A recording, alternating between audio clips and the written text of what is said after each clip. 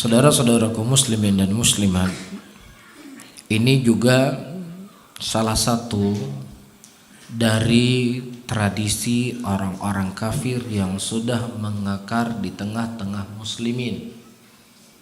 Ketika kita berbicara tentang tradisi Islam, maka kita akan mundur ke zaman Rasulullah sallallahu alaihi wasallam. Telah terjadi pernikahan di zaman Nabi. Rasulullah menikahi istri-istrinya. Apakah pernah Nabi SAW menghidupkan musik sebagai syiar penghibur bagi orang-orang yang hadir dalam walimahan tersebut? Bahkan musik itu atau penyanyi di zaman dulu adalah orang-orang rendahan, budak-budak yang mereka tidak punya strata sosial. Itulah yang bernyanyi dulunya. Orang-orang yang mulia tidak akan pernah mereka menghinakan dirinya dengan bernyanyi-nyanyi. Ya, karena itu bukan tradisi kita orang Islam. Tapi subhanallah, hari ini kalau kita tanya kepada anak kecil, siapa idolanya? Siapa idolanya adik? Nah ini, siapa namanya? Sonan. Hah? So idola. So. Hah? Jamal Mirdad. Oh, namanya Mirdad. So idola Mirdad. So yang paling disenangi, yang paling dikagumi. So, Hana. Lihat belajar. Itu so yang paling dikagumi, yang paling disukai. Hah? So, Upin dan Ipin. Kan? 6. Ayyuhal ikhwah rahimani wa rahimakumullah. Inilah yang menjadi hal yang bisa menghancurkan muslimin ketika mereka sudah menghalalkan musik dan alat musik. Ya, nah kalau seandainya dalam sebuah walimahan tidak setel musik, kita aja apa kuburan gohana ya hiburan. Dan ini mohon maaf ya, buat acaranya juga di aula di bawah masjid, berarti kan orang-orang dekat dengan masjid ini. Orang yang dekat masjid juga, naudzubillah, kerjaan. Semoga Allah mengampuni dosa kita dan dosa mereka.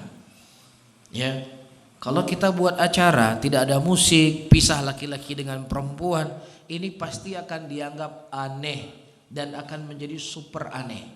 Tidak ada musik, nggak ada musik, aduh, mungkin kayaknya buat acara nggak ada musik. Beginilah orang kafir sudah berhasil mendidik atau menjajah kita dan menjadikan itu bagian yang seakan-akan tidak sah walimahan tanpa ada musik. Jelas di sini? Baik. Dan ini adalah hal yang harus ditinggalkan. Nah, kita yang sudah paham dengan sunnah, ya, kuatkan, pertahankan yang seperti ini. Jauhi hal-hal yang selalu hana-mangat. Jauhi hal yang seperti ini. Sampai kapan kita hana-mangat? Sampai kita mati.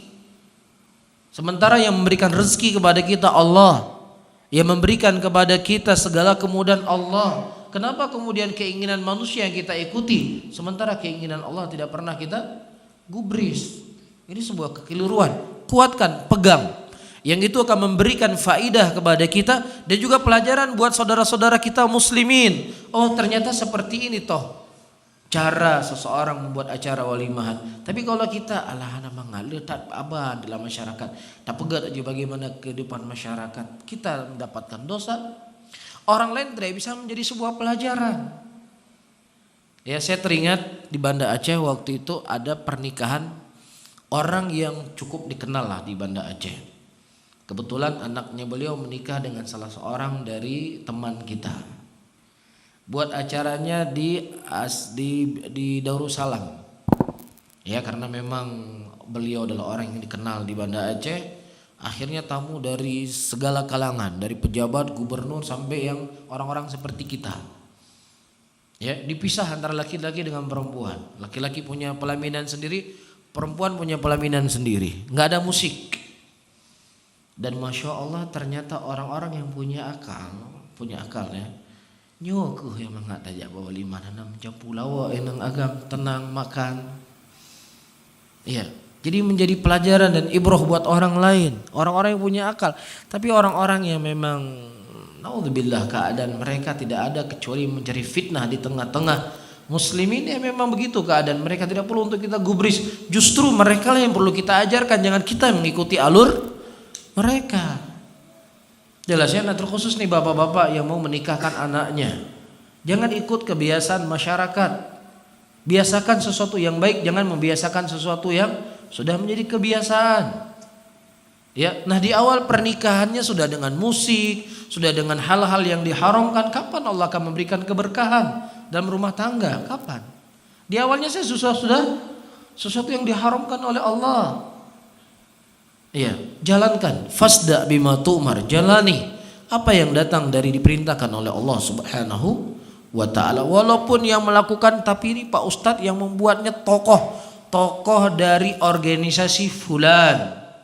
Ya akhi, mau dia tokoh, mau dia bukan tokoh, dia itu tidak bisa menyelamatkan kita kelak di yaumul qiyamah.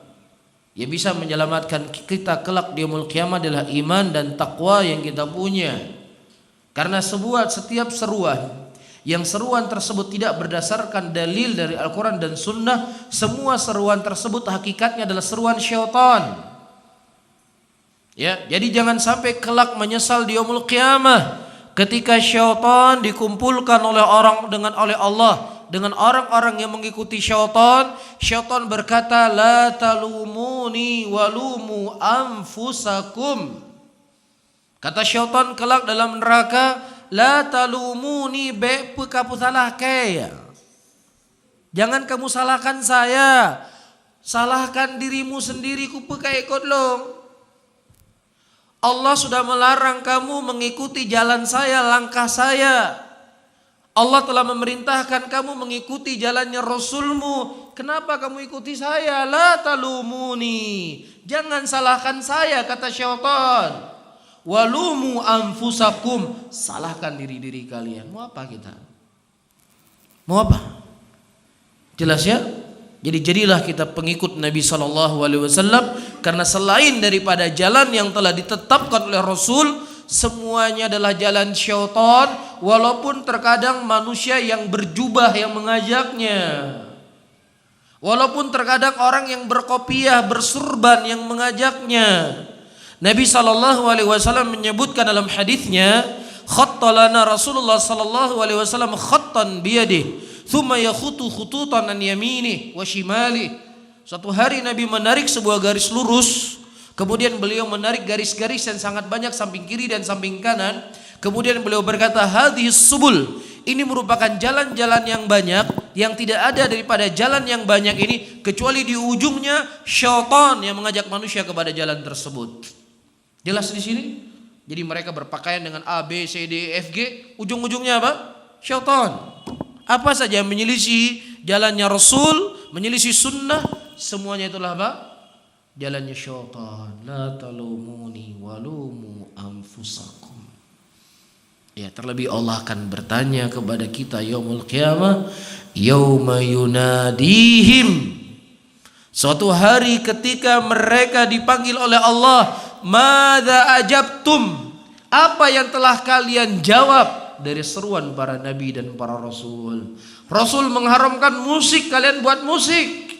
Rasul mengharamkan kalian ikhtilat, kalian buat ikhtilat. Jelas di sini? Ini yang harus kita pikirkan. Kalau omongan-omongan manusia, kalau mereka semakin kencang ngomong sama kita, bisa nggak diambil rumah kita? Bisa nggak dia bubarkan acara kita? Enggak, paling cuma ngomongan. Tapi kalau seandainya kita tidak ridho sama Allah, tidak ridho dengan kita, bisa saja lagi manggung joget-joget di panggung, bram, anco panggung. Sering nggak kejadian? Sering. Bisa difahami ini di dunia Allah nampakkan, bagaimana nanti di akhirat. Jalani. Ya, jangan peduli dengan manusia kalau memang itu hak Allah Subhanahu wa ta'ala. Mudah-mudahan akan jadi pelajaran buat mereka. Allahu a'lam bishawab.